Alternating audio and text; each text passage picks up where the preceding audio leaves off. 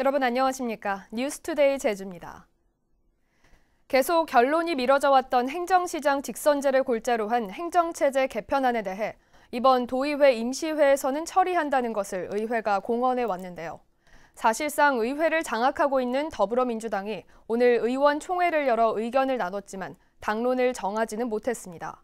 오랜 시간을 끌어온 행정체제 개편안이 공언대로 이번 임시회 회기안에 결론이 나올 수 있을까요? 보도에 오승철 기자입니다. 더불어민주당 소속 도의원들이 행정체제 개편 방향을 논의하기 위해 한자리에 모였습니다. 나중에 책임은 결국 민주당으로 돌아온다. 이런 결론을 생각한다 그러면 논의의 어떤 집중화를 잘 통해서 하나의 결론은 내야 됩니다. 어떤 방향이든. 비공개로 진행된 회의에서 행정시장 직선제를 놓고 격론이 벌어진 것으로 알려졌습니다. 정부의 지방분권 로드맵을 지켜본 뒤 결정하자는 의견과 기초자치단체를 부활하자는 주장 등이 나와 합의안 도출에 실패했습니다.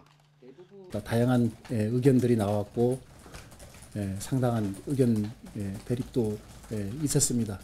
행자의 안건 심사가 끝나고 나서 그날 오후에 다시 이제 의원총회를 소집을 해서 도의회 행정자치위원회도 의원 간담회를 열었지만 의원 간의 입장 차만 확인하는 데 그쳤습니다. 지난 임시회에서 행정체제 개편 동의안이 상정 보류됐던 만큼 민주당과 행자위는 의견을 더 조율해 이번 임시회에서 반드시 처리하겠다는 입장입니다. 이번은 어떤 모양으로든 의회가 결정을 해야 된다고 생각을 합니다. 그래서 이번 27일 본회의에 이어서는 가부간의 결정이 될 것으로 저는 예상을 하고 있습니다.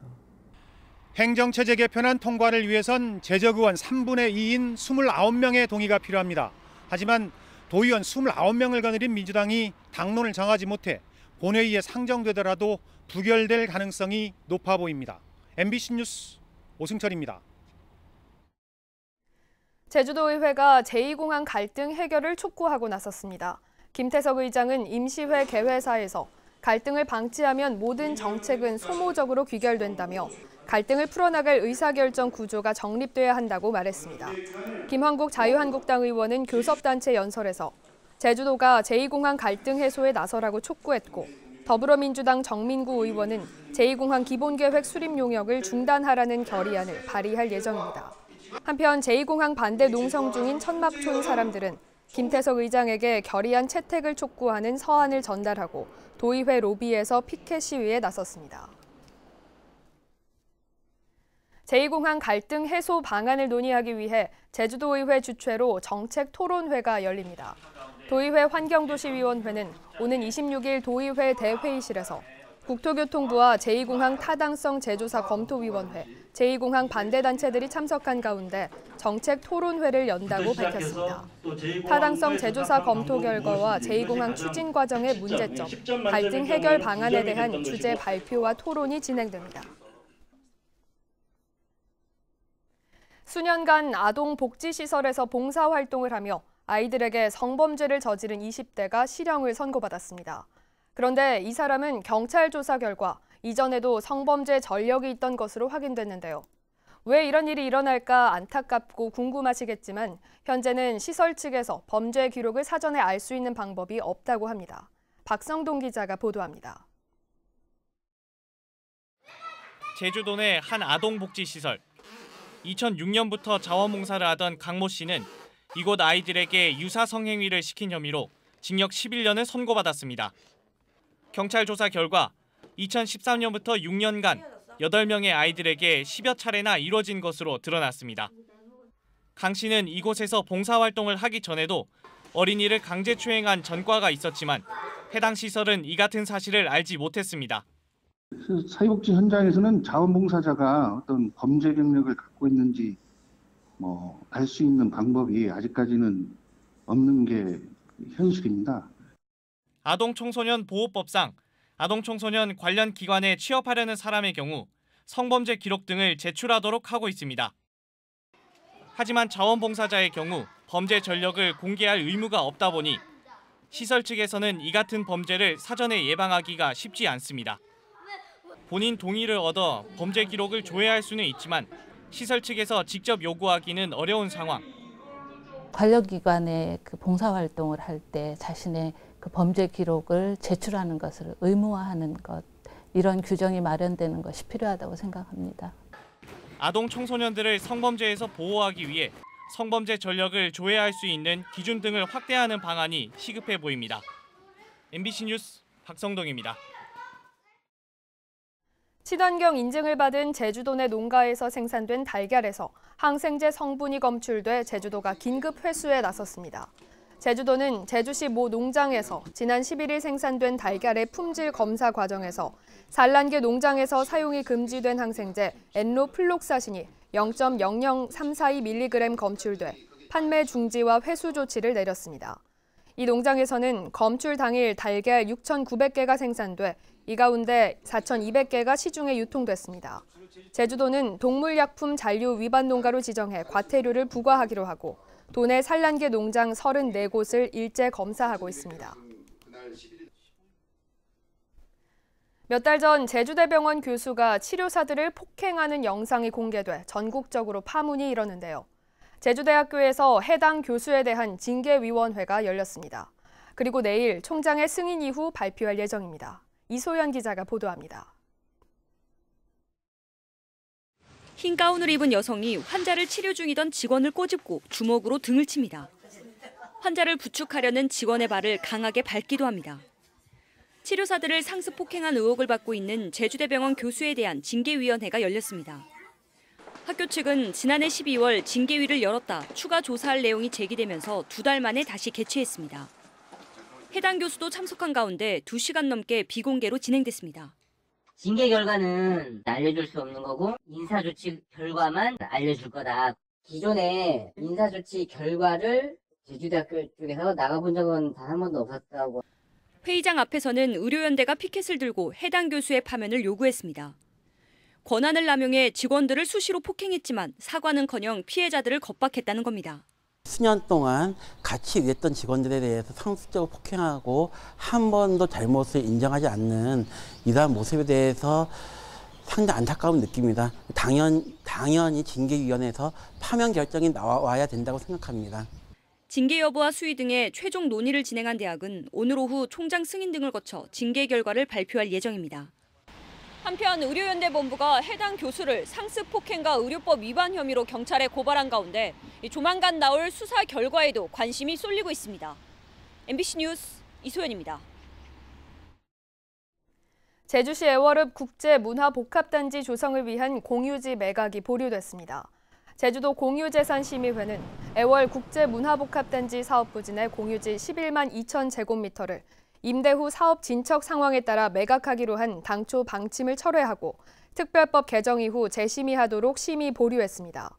제주시 애월읍 어음리 일대 58만 제곱미터에 이랜드그룹 자회사가 추진하는 애월 국제문화복합단지는 2023년까지 4,900억 원을 투입해 판문화체험마을과 국제아트미술관, 숙박시설 등을 조성하는 사업입니다.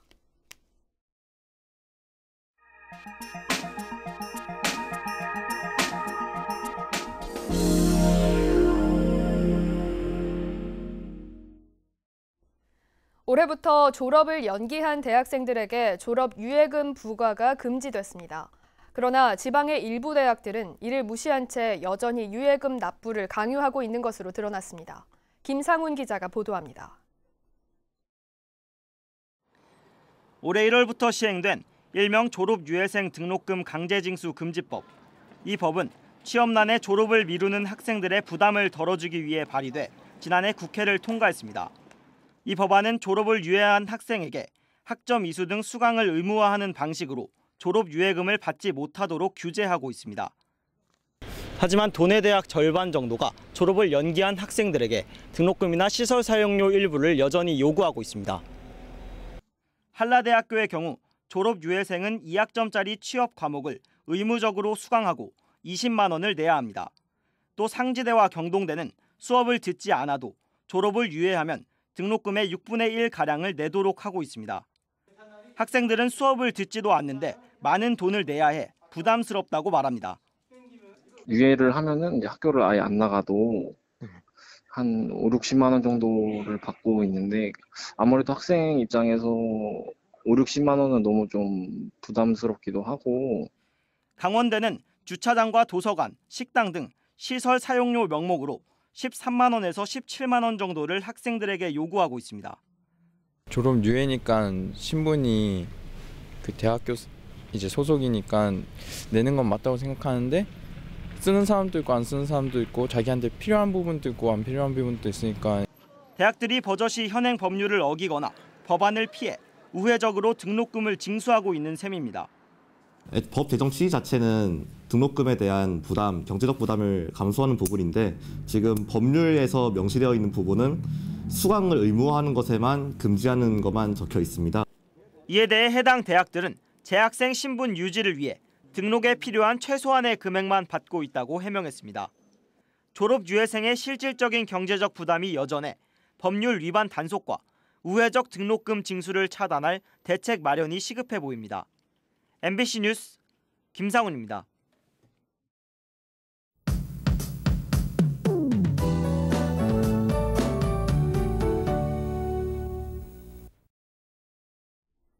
잊을만 하면 찾아오는 불청객이죠. 미세먼지가 또다시 기승을 부립니다. 낮에는 미세먼지 농도 보통 단계를 보이겠지만 대기가 정체되고 국외 미세먼지가 유입되면서 늦은 밤부터 나쁨 단계로 치솟겠습니다.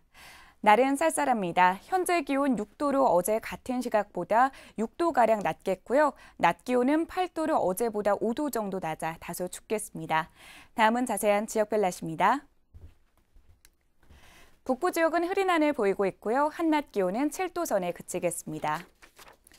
서부 지역은 6도로 출발하고 있고요. 낮에는 8도에 머무르면서 전날보다 6도가량 낮겠습니다. 남부 지역의 하늘 표정도 흐리고요. 한낮 기온은 9에서 13도 사이로 예상됩니다. 동부 지역도 흐린 가운데 낮 기온 10도 안팎으로 전망됩니다. 산간 지역의 아침 기온은 1도, 한낮 기온은 5도로 어제보다 8도가량 낮겠습니다. 현재 섬 지역은 4에서 7도 사이를 가리키고 있고요. 낮 기온은 크게 오르지 못하면서 8도 선에 그치겠습니다. 물결은 전해상에서 1에서 2m로 비교적 낮게 일겠고 오전까지 남쪽 먼바다에는 비가 오겠습니다. 이 시각 제주공항은 구름이 많이 지나고 있고요. 항공기는 정상 운항되고 있습니다. 주간 날씨입니다. 금요일에는 비가 내리겠고요. 기온이 나날이 오르면서 포근한 날씨가 이어지겠습니다. 날씨였습니다. 양돈업자들이 제주도가 제주시 한림읍 등 11개 마을 양돈장 59곳을 악취 관리 지역으로 지정한 것에 반발해 집행 정지 신청을 제기했지만 법원이 최종 기각했습니다. 대법원 특별이부는 양돈 농가 대표 A씨 등 56명이 제주도를 상대로 제기한 악취 관리 지역 지정 집행 정지 신청에 대해 신청인들에게 회복하기 어려운 손해가 예상되지도 않고 이를 예방하기 위해 처분 효력을 정지할 필요도 있어 보이지 않는다며 농가 측의 재항고를 기각했습니다. 제주지방법원 제갈창 판사는 6.13 지방선거 당시 원희룡 지사에 대한 허위 사실을 SNS에 유포한 혐의로 기소된 34살 문모 씨에게 벌금 500만 원을 선고했습니다. 문 씨는 지난해 5월 문대림 지사 후보 선거사무소에서 자원봉사자로 활동하며 자신의 SNS에 상대 후보인 원희룡 지사가 성매매 관광상품 개발에 동참했다는 등의 허위 게시물을 4차례에 걸쳐 올린 혐의로 재판에 넘겨졌습니다. 제주 영리병원을 공공병원으로 전환하기 위한 대안이 필요하다는 의견이 제시됐습니다.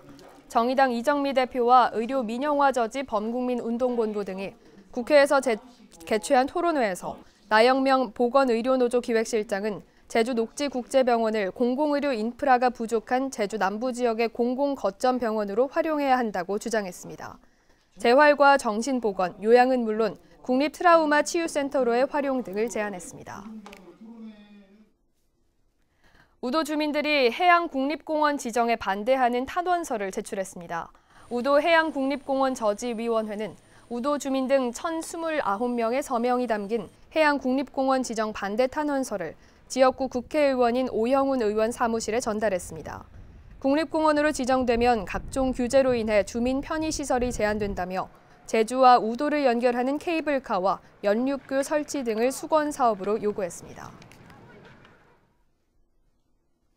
제주에서 첫 홍역 환자가 발생한 이후 최대 잠복기인 3주 동안 추가 확진자가 없는 것으로 조사됐습니다.